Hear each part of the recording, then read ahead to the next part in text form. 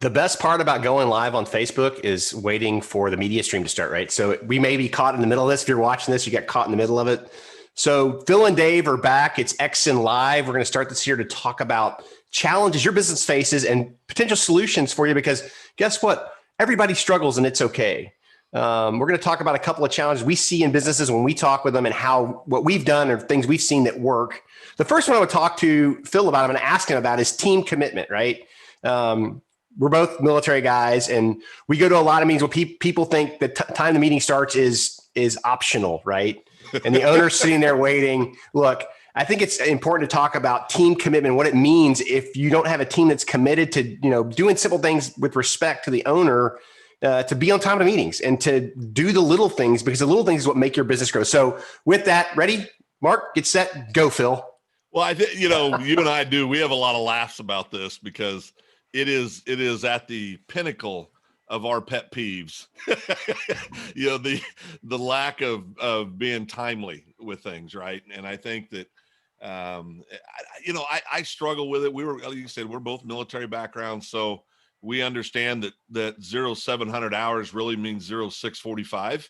Yep. And so we gotta, that's just how we were molded and raised. But I think, in today's world, it's so weird. We were talking before we came on live with the COVID situation in the world, the pandemic.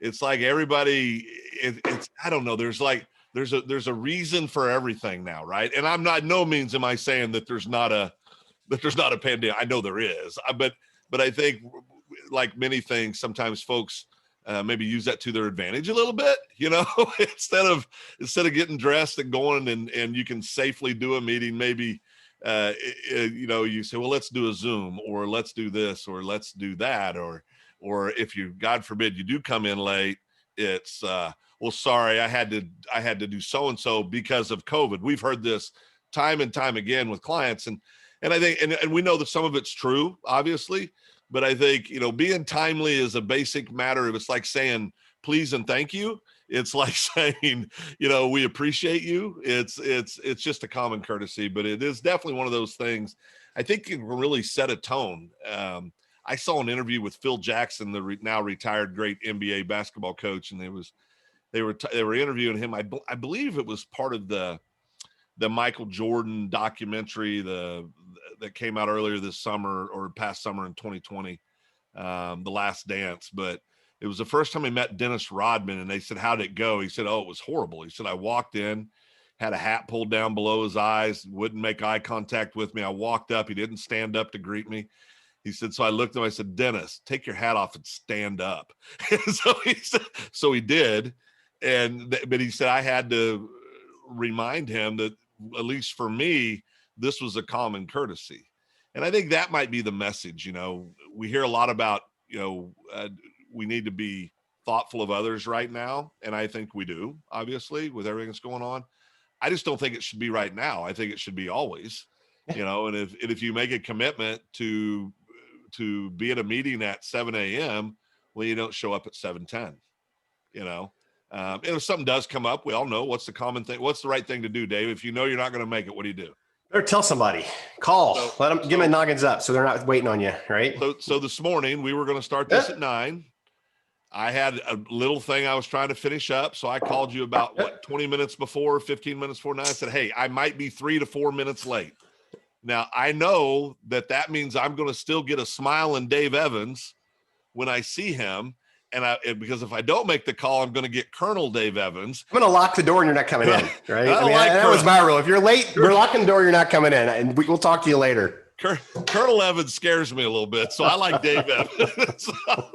But yeah, exactly. And we've done that. You and I've done that.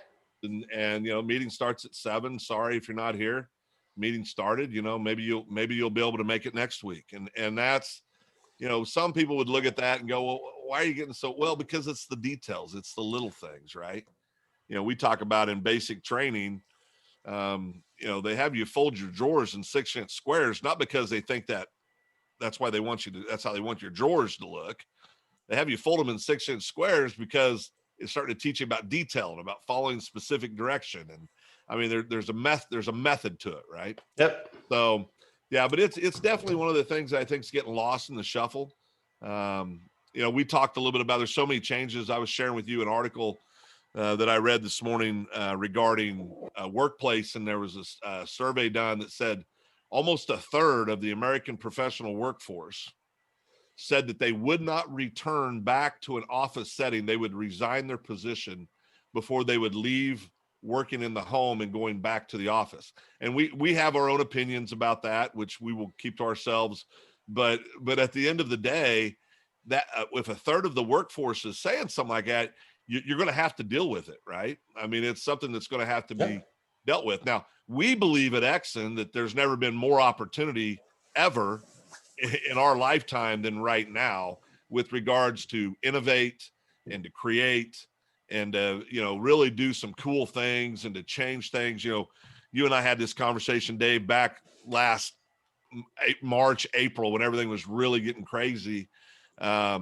And we talked then about how, boy, owning commercial real estate may not be a real good thing right now, as far as office space. And I think we're starting to see that. There's a lot of places moving out. You were talking about at one of the malls in Oklahoma City, there's several anchor stores that are shuttering their doors, that are leaving the mall setting, and so so much like when you get punched in the nose, Dave, when that happens, you can either lay there and bleed or you can get up and keep pressing forward, right? And that's really what we're dealing with in business right now. There's a lot of change going on, so we can either sit around and go, well, this is terrible and this is horrible and woe's me, or you can innovate, you can be creative, and you can try to think of ways that's going to allow you to capture new market share, to become a more efficient, more effectively ran business. It may put you in a real uncomfortable position as a leader or as an owner, for example, of a small business. But regardless, those who innovate and those who change and adjust to the times are going to win. That's a fact. And the funny part about all this is, we talk about paradigm shifts. We talk about you've got to be ready to adapt to change. Yeah. I'm going to tell you something. If you don't have a plan, if you don't know where you're headed, what your goal is, then you're lost when things go haywire. When you get punched in the face, things start blowing up around you in your business. You don't know where you're supposed to be headed this year. You're not going to get there. And the people that have a plan right now and say, I'm going to grow the business to this point and we're going to get there no matter what gets in the way, they are looking at the market. They're looking at what's going on. They're going, okay, this is where we can leverage our position. This is what we can do to grow our business. Yep. This is what you do. So let me ask you a question. Yep. How big a factor do you think sales is? Because we're talking about things, problems we see with business. How big a factor is sales for a business? It's the fuel, you can have the greatest fighting machine in the world. We'll use the Air Force as an example. You can have the greatest aircraft in the world with the greatest pilots in the world, but if you don't have fuel in the airplane, it doesn't matter. And so, you've got to have fuel. And to me, sales is the fuel. We've talked about this. I'm 54. I'll be 55 my next birthday. I like to tell everybody I'm not in the fourth quarter, but I'm under a minute in the third maybe. So I've lived a lot of years in the business world. I've experienced a lot of things, as you know, Dave. Owned a variety of companies, led different companies. I've had ups, I've had downs, I've had everything in between. Like anybody that's been doing this entrepreneurial thing for a long period of time, I've experienced all those things. And so, I think one of the biggest challenges when you look at sales right now is it's really I think there's two challenges. Number one, it's very challenging when you're in a pandemic because you for an old traditional sales dog that like to go out and network and shake hands and kiss babies and drop off pads and drop off pins and go to mixers and just go do all the stuff. Hey, just so everybody knows, Phil's lost right now. Phil has really been struggling with his social interaction. I'm not gonna lie, he's lost right now. So I just want to put that in there because he's like a duck out of water. But we're figuring it out, right? Yeah, and that's my point. You guys like me that were taught a certain way of how you develop relationships, right? And it was all those things I just mentioned. It was working referrals. It was, you go out, you do a good job for somebody, they refer you to people. You do a good job for those people, they refer you to people. It was cold calls, the terrible curse word, cold calls. Anybody that's under the age of 40 hates that word.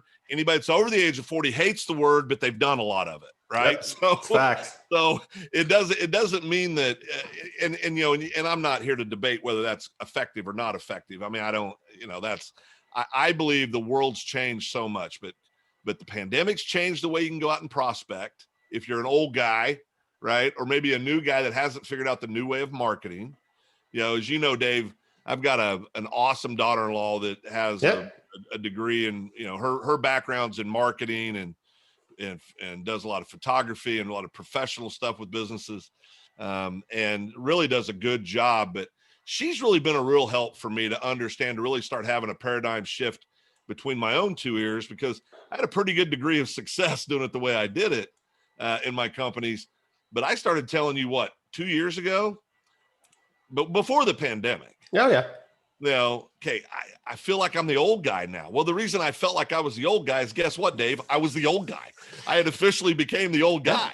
Now, the good news is I'm not done yet. I'm getting fuel back in my body, but it's going to be done a different way. We're going through this right now with some of our companies, to where we're looking at the digital marketing. Everybody out there now, everywhere you look, you see funnels and drop funnels and sales funnels and this funnel and that funnel and in between funnels. And, guys like me, I sat around, it took me a year to realize that really, it's just it's just a different way of capturing leads. It's the same. It's really the same. And this is the interesting piece. It hasn't changed. It's the fact that we've always had a sales process, right? Correct. It's just now it's digital and you can do it from your desk at your house. Correct. And if you're over 40, you're like, what do you mean you can do it from the desk of your house? I don't understand. I shared a thing from a friend last night on making money posting memes, right? You've seen that. I did. And it's funny because I had a lot of my friends that I retired with that have been really beating me up on Facebook. But I'm like, hey, you know what? You win a few, you lose a few. I go, it's time. There is some genius behind all this. We see 20-year-old influencers making $10 million a year to go post videos on YouTube, right?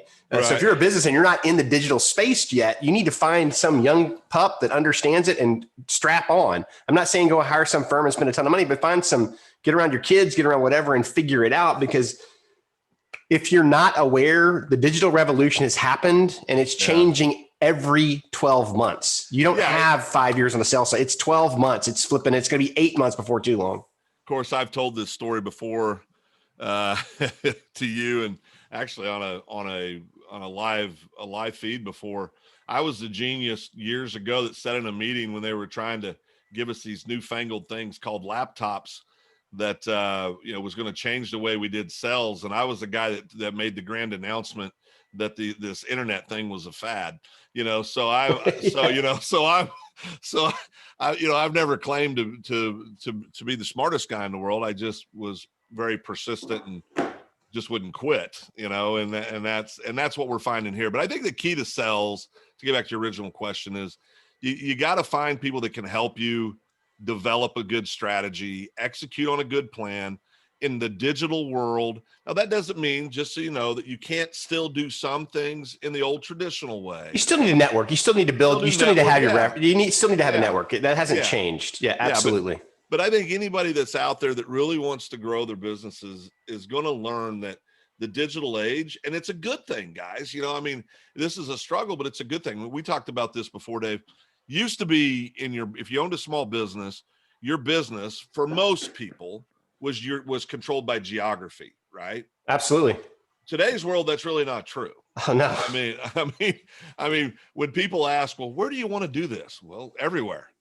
Well, what does everywhere mean? Well, it means everywhere. Well, think about my Friday meeting. I meet every Friday with Peter out of Yorkshire, England, another consultant coach. Yep.